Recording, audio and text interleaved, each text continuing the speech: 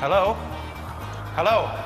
Oh, hello, and welcome to The One Show with Angela Scanlon. I'm Matt Baker. Now, tonight we've gone for the spooky castle feel, and it's all to celebrate one of the most eagerly anticipated films of the year. Yes, this is a tale that's as old as time, involving a rose, a beautiful woman, and a terrifying beast. Now, we've got the rose, you're going to be the beauty. So that means you're the...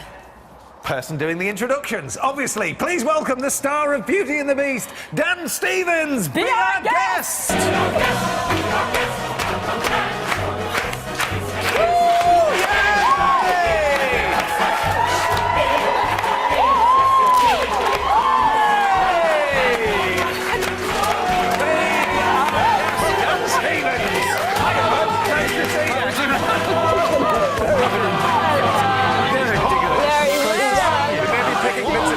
For the rest of the show, but for now you're fine. Wow! Dan Stevens. Thank you very much. Am I shedding? There's a little rose for you. Oh, bless you. Thank you. Oh, I should be the no, one Dan. bringing you roses. No? We've had a lovely day. You know, we went to see it today. Did you, this We've morning? been singing all of the songs. It's a delight. Quite catchy, aren't they? Yeah, very good. I've had Be Our Guest in my head all day, and I was really hoping someone would just play it, and it would... You know how you need to sometimes play an earworm and it Yeah, goes, no, just so get rid of it. hopefully I'll I go was to bed. kind of hoping you would sound like that in real life. Well, I mean, I can do. But this is the thing, because we were actually quite taken by your voice, because it's obviously very resonant and what have you. Thank you. How did that kind of happen, and did you have a lot of effect put on there, or were Well, there's a thing that happens to a young man around the age of 11. No, I'm with the Beast. I mean, he's a big fella. Of course, there's a lot of resonance there, and it was funny. I was sort of looking at different voices for him. You know, Tried sort of looking at that, it didn't work. and then they gave me some fangs, some incredible fangs that looked like I was born with them. I've got my day ones in at the moment, but they gave me some really nice big ones that, you know, perfectly fitted. Well, there we are. We see them like that. But I didn't end up wearing them, but I had them to sort of explore and take home, and so I got to go home and freak the kids out, and that was great. And now I, you know, use them on Halloween. But I was trying to think of how a posh, grumpy guy who was very vain, who'd been cursed with his hideous teeth, would try and hide them and sort of speak. And I would try and have conversations with my kids without giving away that I was, you know, I had fangs. And my daughter knew that something was up, and she said, "Show me your teeth." I was like, "I'm not gonna do that." And it started to kind of stretch my larynx, and this sort of beastly voice came out. And that's sort of where it came from. Teeth. Yeah, it's good.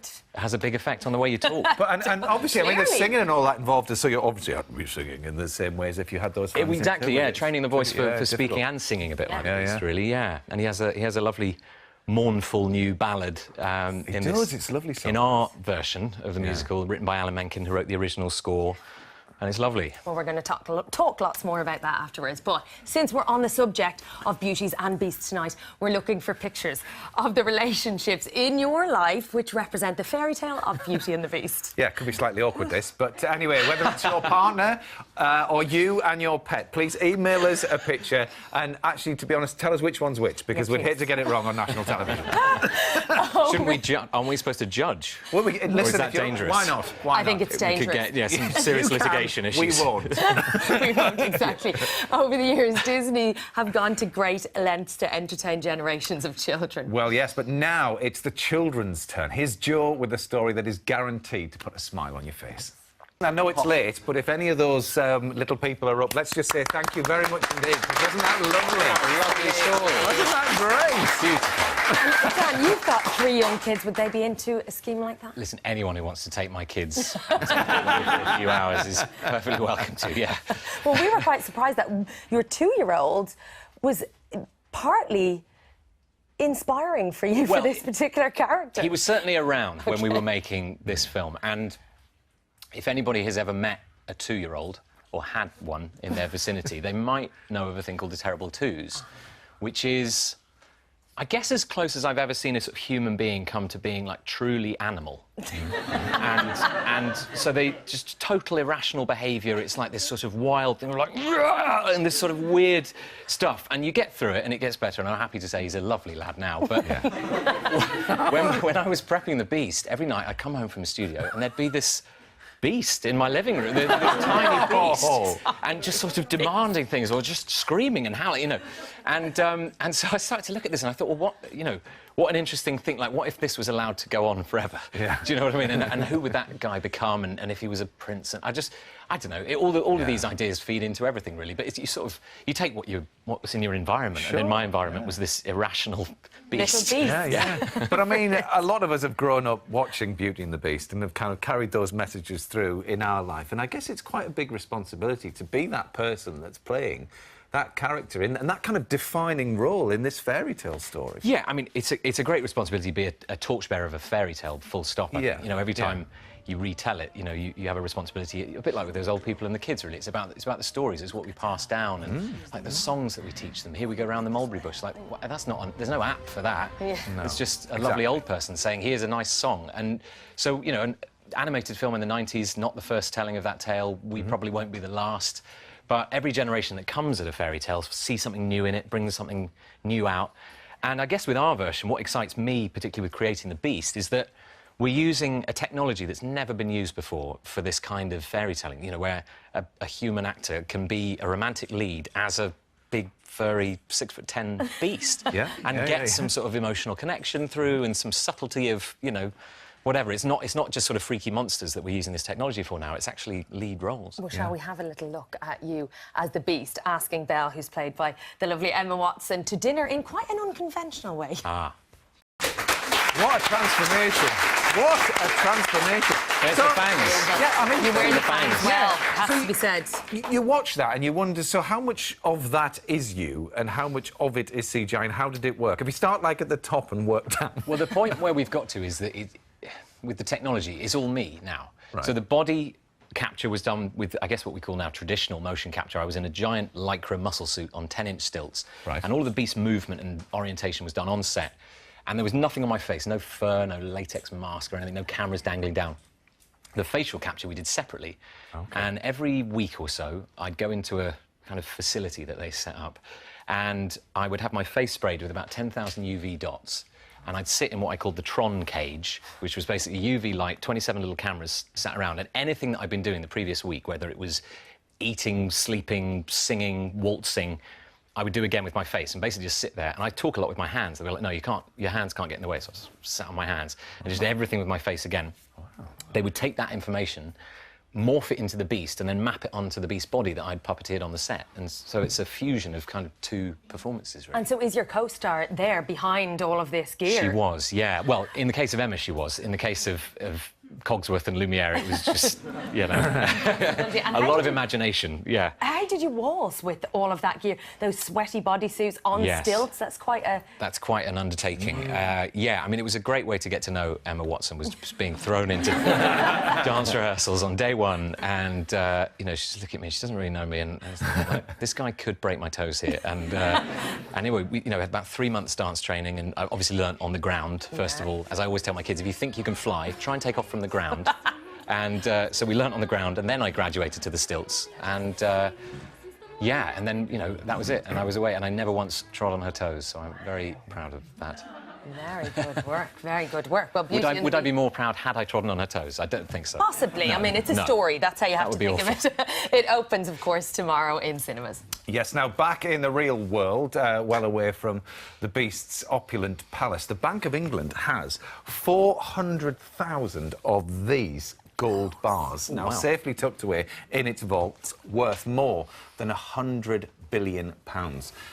Yeah, sadly these ones aren't real, but good job by Props Dave.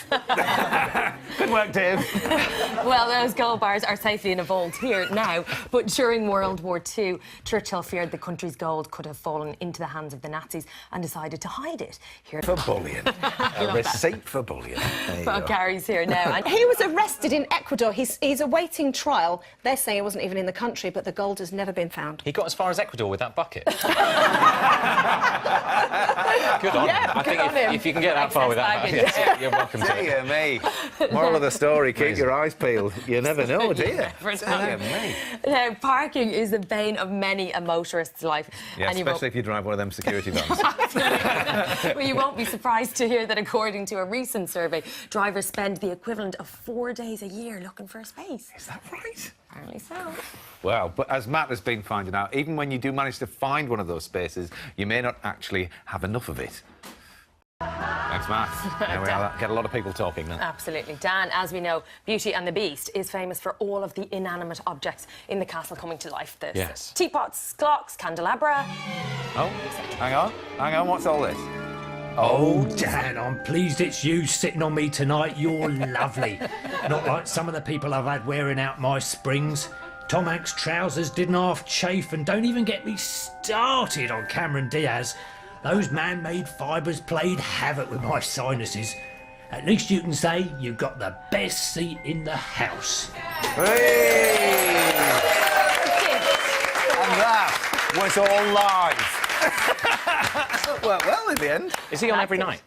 Well, apparently, yeah, but he's never actually heard He's it never before. actually- But he is actually there every single night. night. Now, we'll just move on because we'll say thank you very much for all of the Beauty and the Beast pictures that you have been sending in.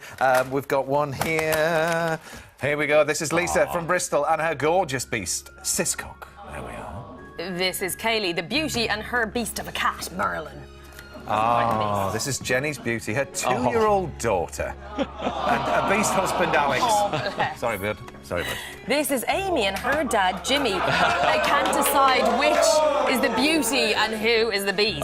And this is Jem, the beauty, and a human Gordon is the human. There we are. There we are. So, Beauty and the Beast, then, it is out tomorrow. It's very exciting times. But looking ahead, I mean, around the world, it has had quite a controversial launch, to be fair, hasn't it? Because I think this is Disney's first film where it's had a character that is struggling a little bit with sexuality and.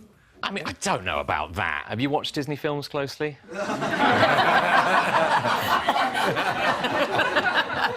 Just, yeah. No, it's had an amazing reaction all over the world. I've literally, since I last saw it, been right round the planet, and people are mad for this film all over the way. Yeah. It's amazing. Well, and also tonight, you wouldn't have seen this, but during the we had Hugh Bonneville, who wandered along the back. Out there. Because they're shooting you on air. W1A, and he was out there. Yeah, I'm going to go and find him in a minute. Yes. Which brings us on to the Downton film. Have you heard about the Downton film? And would you potentially be making an appearance as maybe a CGI'd ghost or something like that? As a couch, I could just be. I could play one of the Ormolu furniture. No, I haven't heard about it. Is it happening? Well, apparently it's happening. So I'm going to go and ask Hugh Bonneville. We'll drag him in here right now. Would you? Could you? I don't know. I mean, it sort of depends if they have a role for me in it, really. Yeah, well, it would be you as a ghost, presumably. Probably, or yeah. Identical twin. Or some sort of reanimated corpse or something. It could get very sci-fi. Yeah. You never know. I know last time you were here, we were talking about, a decision to leave and this, that and the other, but it has been such the right thing. I mean, you've got 5 films coming out, haven't you, next year? It's been a busy 5 years, yeah. Yeah. It really is. But anyway, thank you so much for your company. Thanks for having me. Thoroughly Always enjoyed fun. it. That's all we've got time for. A very big thank you to Dan. There we are. Beauty and the Beast. As we were just saying there, it opens in cinemas tomorrow. I'll be back here tomorrow with Michael Ball and the fantastic Jennifer Hudson. You like Jennifer Hudson? Yes! Here's Keeling. There you go. Bye. And Beauty and her Beast. This is Merlin. Good night, everyone. See you later.